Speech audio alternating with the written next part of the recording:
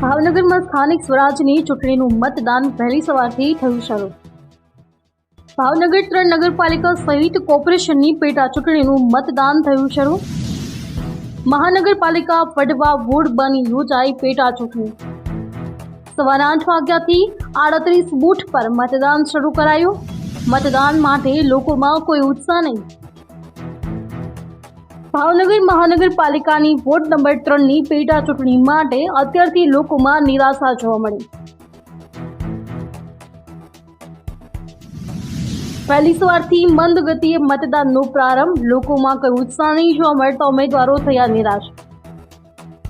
એક વોર્ડની એક બેઠક માટે 7 ઉમેદવારો મેદાનમાં, ત્યારે આજે ઉમેદવારનો ભાવિ થશે ઈવીએમમાં સીલ। ચુસ્ત પોલીસ બંદોબસ્ત વચ્ચે હાલ મતદાન પ્રક્રિયા ગોકળ ગતિએ શરૂ। ભાજપ, કોંગ્રેસ, આપ, રાષ્ટ્રવાદી કોંગ્રેસ પાર્ટી, બહુજન સમાજ પાર્ટી અને 2 અપક્ષ ઉમેદવારો મેદાનમાં। આજે સાંજ સુધી કેટલા મતદાન થાય છે તેમજ ઉમેદવારો મતદારો માટે કેમ મતદાન મથક સુધી લઈ જશે તે જોવું રહ્યું। Ashwin Gohil, GA news, Bhavnagar.